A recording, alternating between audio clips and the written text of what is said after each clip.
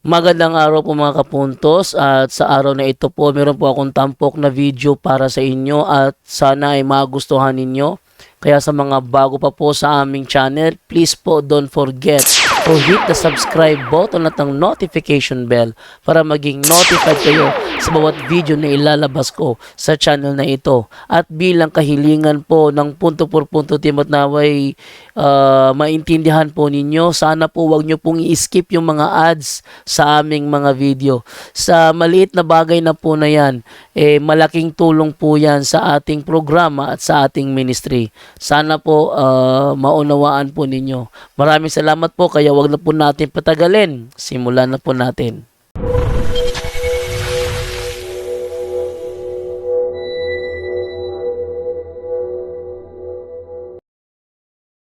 Mga kapatid, ito yung isi-share ko sa inyo dahil naiwan ko ito sa bag ko at nadala ni Edison sa Valencia, at salamat sa Diyos ay nandito na.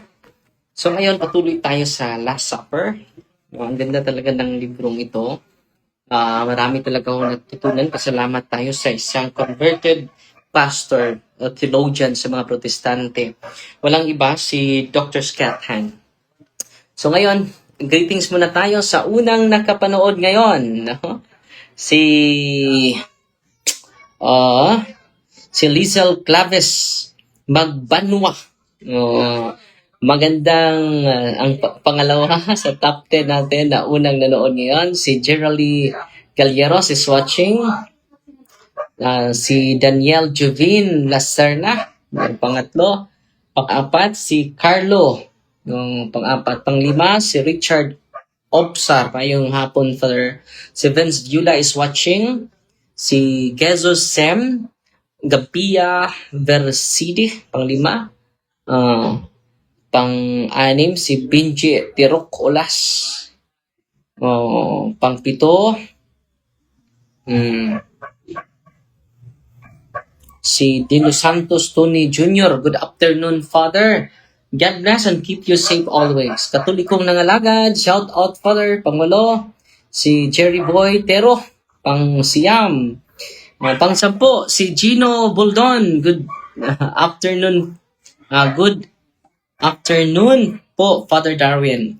And all of the Catholic members, punto per punto staff, God bless you all.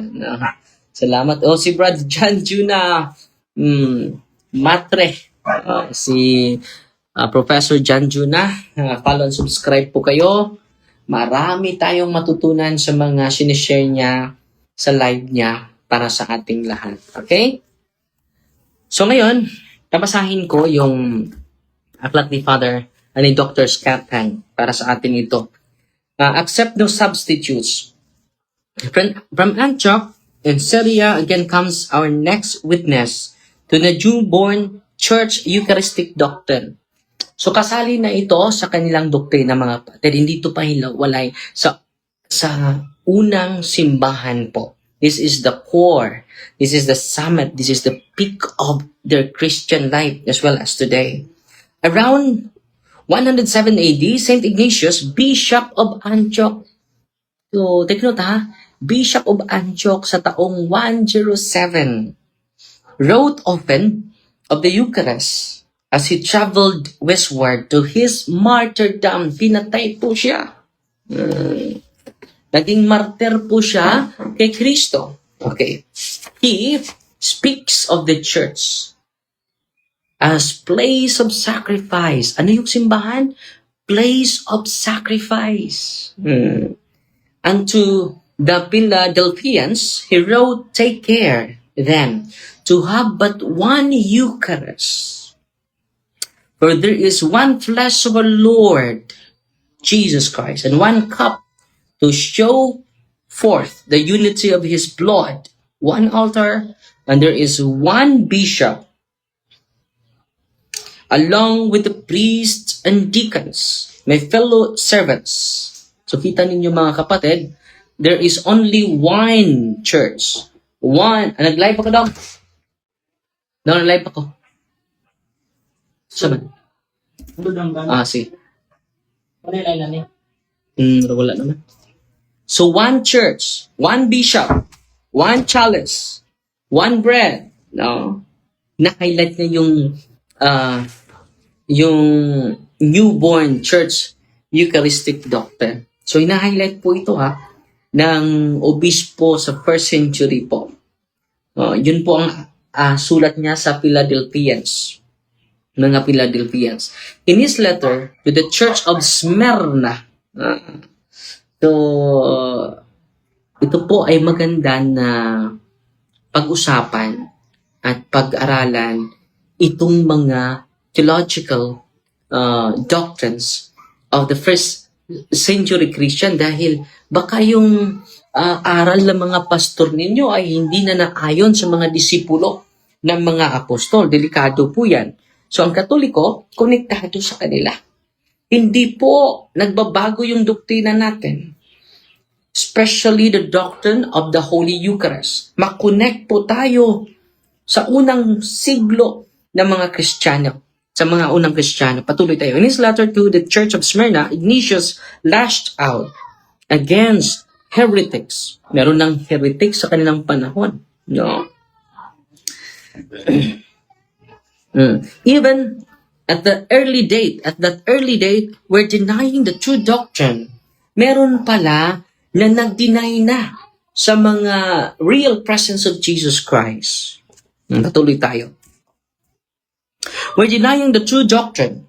From the Eucharist and prayer, they hold aloof. They hold aloof because they do not confess that the Eucharist is the flesh of our Lord, of our Savior, Jesus Christ. He counsels readers on the march of the true liturgy. Let it be deemed a proper Eucharist, which is administered either by the bishop or by one to whom he has entrusted it. So malinaw na malinaw mga kapatid.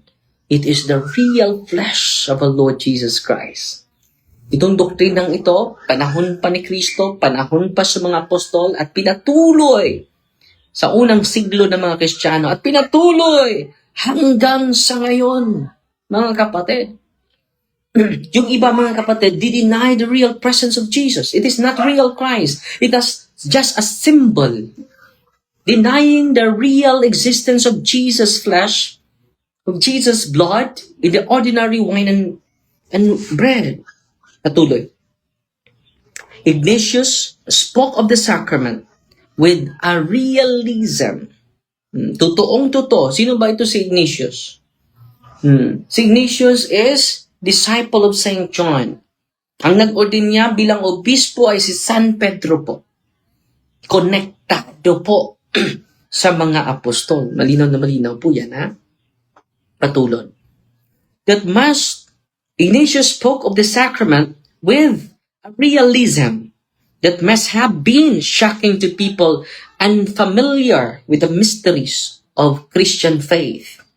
Surely it was words like his, taken out of context, that fed the Roman Empire's gossips, meals, which in turn spewed out the charges of cannibalism. So ngayon mga kapatid, dahil it is the realism, it is a real flesh, it is a real blood. So itong mga marites, panahon sa first century, sinasabi nila na ang unang mga apostol, mga kanibal. Hindi naman tayo nagkatay ng tao. Bakit matawag tayo ng kanibal? Wala naman tayong pinatay. Wala naman tayong inaalay na tao at pinatay sa altar natin. Ang Diyos po ang nagkamatay, nagpakamatay sa atin. Wala po tayong patay na tao, kinain natin, niluto natin, wala po. So this is only a theological gossip. Dahil yung mga unang Kristiyano ay naninindigan na itong laman na ito, itong tinapay nito ay katawan ito talaga ni Kristo. Itong chalice na ito, after consecration, dugo talaga ito kay Kristo, mga kapatid. Okay? Patuloy. The church defense failed to scholarly convert from Samaria named Justin. Okay, punta naman tayo ni Justin the Martyr. ito po yung si Saint Justin Martyr, ito po yung matalino na matalino sa panahon nila, scholar, no? Philosopher, and philosopher, maraming alam, no? Educated talaga. It was Justin who lifted the veil of secrecy over the ancient liturgy. Natatakot sila eh. So, ang ginawa nila, so yung mga tao na hindi pa na-converted natin, so huwag na lang kayong magsasalita patungkol dito dahil ma-misinterpret tayo. Pero dahil ni Saint Justin, the virtue of fortitude ay nasa kanyang nakasiyang puso. Okay? In AD 155, he wrote to the Roman Emperor. So, isinulatan talaga niya, yung emperador, describing what we can, even now, recognize as the Mass. It's worth quoting at length. Kahit mataas ito, worth quoting pa rin, sabi ni Dr. Skatan. At makinig kayo, unawain natin bawat linya nito. Ang ganda po. On the day we call the day of the Sun or Sunday, all who dwell in the city and country gather in the same place. On Sunday po. No, hindi po Saturday. Anong taon nito? 155 AD. The memoirs of the apostles and the writings of the prophets are read. Babasahin yung mga sulat ng mga apostol, pati ng mga propeta, as much time permits. When the reader has finished, ito pong ginagawa natin, first reading, very apostolic yung ginagawa natin. When the reader has finished, he who presides over those gathered admonishes, ito na po yung homily, and challenges them to imitate these beautiful things. So, kita ninyo mga kapatid, sina-challenge nila yung mga kapatid natin na nagsamba. Ito po yung homilia ng pari or obispo. Then, we all rise together and offer prayers for ourselves. Ito po yung prayers of the faithful. And for all others, wherever they may be, so that we may be found righteous by our life and action, and faithful to the commandments, so as to obtain eternal salvation. When prayers are concluded, we exchange the keys of peace. Ito po. Peace be with you, peace be with you. Ito po, yung ginagawa natin. The exchange kiss, a fraternal kiss. Then someone brings bread and a cup of water and wine mixed together to him who presides over the brethren. Ito na po, yung Eucharistic liturgy. Yung una is liturgy of the word. Pangalawa is liturgy of the Eucharist. Okay? So yung pag-offertory. No? He takes them and offers praise and glory to the Father of the universe through the name of the Son and the Holy Spirit. And for a considerable time, he gives thanks. In Greek, Eucharistian. It is a thanksgiving, the highest thanksgiving we offer to God. Amen? That we have been judged worthy of these gifts. When he has concluded the prayers and thanksgiving, all present give voice to the acclamation by saying, Amen. This is the Lamb of God who takes away the sins of the world. Now, and we recite, Amen. And when he presides, has given thanks, and the people have responded, those whom we call deacons give to those present the Eucharist, bread and wine, water, take them to those who are absent. And then yung mga deacon, maghahatid sa mga absent, yung mga may sakit, padalhan nila ng Eucharist. Justin begins his description by placing it squarely on the day of Sunday, which was the day of Jesus rose from the dead. Kailan siya bumangon? No? On Sunday. Yan po, ang very, yan ang sabi ng mga church fathers. Ating church fathers po. Yung mga protestante, walang church fathers po. Dahil putol po sila. Wala silang apostolic church fathers, mga kapatid. This identification of the Lord's Day with Sunday is the universal testimony of the early Christians. It is a universal testimony. Walang nag-argue nito sa unang mga Kristiyano. Okay? Malinaw naman na universal testimony of the early Christian. It is Sunday, the Lord's Day. As the primary day of worship, Sunday had fulfilled and replaced the seventh day, the Sabbath of the Jews. It was the Lord's Day, for example, when John, worshiping in the Spirit, had his vision of the Apocalypse, Revelation chapter 1, verse 10. Ito po ang nakasulat, mga kapatid. Ang ganda, no? So, biblical pala yung Sunday talaga. Okay? So, 15 minutes lang yung binibigay natin na ang ganda talaga ng ni Saint Justin, no? Do lengthy but nag-describe sa kanilang itong ginagawa natin sa misa is very grounded to the early church fathers, no? Yung liturgy of the word, no? And then after sa homily, liturgy of the Eucharist, no? Pag-aalay ng bread and wine para sa atin. Okay? So, pasalamat po tayo na wala yung isang ko. At mag-pray tayo. In the name of the Father, and of the Son, and of the Holy Spirit. Amen. Our Father, who art in heaven, hallowed be the name, the kingdom come, the will be done on earth as it is in heaven. Give us this day daily bread, and forgive us our trespasses, as we forgive those who trespass against us, and lead us not into temptation, but deliver us from evil. Amen. Hail Mary, full of grace, the Lord is with you. Blessed are you among women, and blessed is the fruit of the womb, Jesus.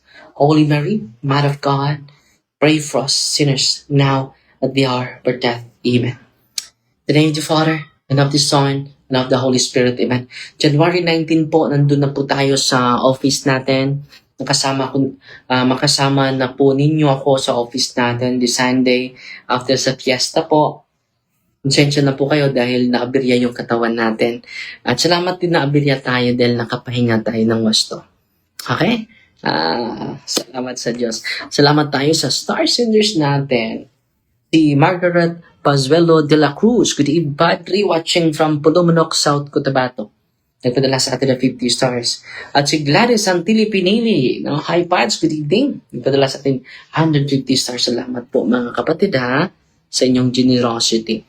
Magbasa lang tayo ng ilang mga komento. Christian Kent de la Torre, good afternoon, Father. Watching from Camarines Sur. Dati po akong seminarista from Archdiocese of Cáceres. Kumusta, bro?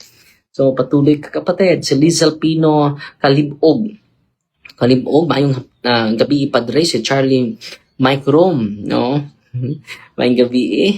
Si Yanya na Fariche, Father, kumusta? Good PM. Maayo kayo. Si Eileen Cabahog Revilla, maayong hapon, Father. Watching from Cortes, Bohol. Oy, happy festas, Cortes. Naugma na po yung fiesta na mo. Mura parihara bang tag-fiesta? No.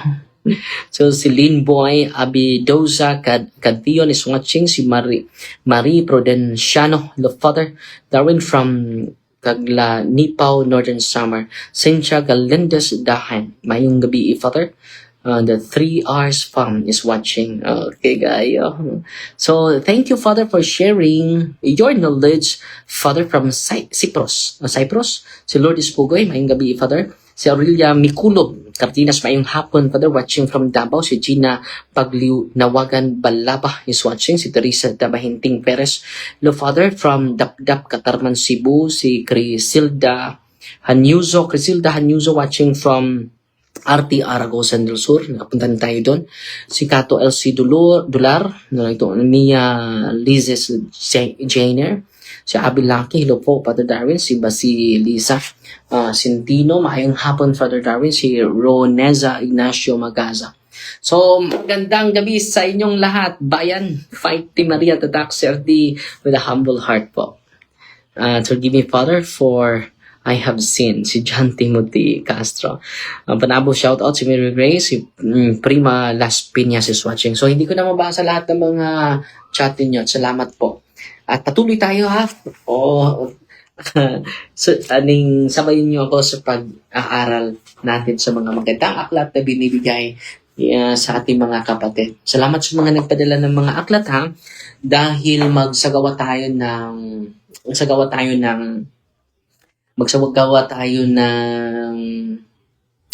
ng library para sa mga kasamahan natin.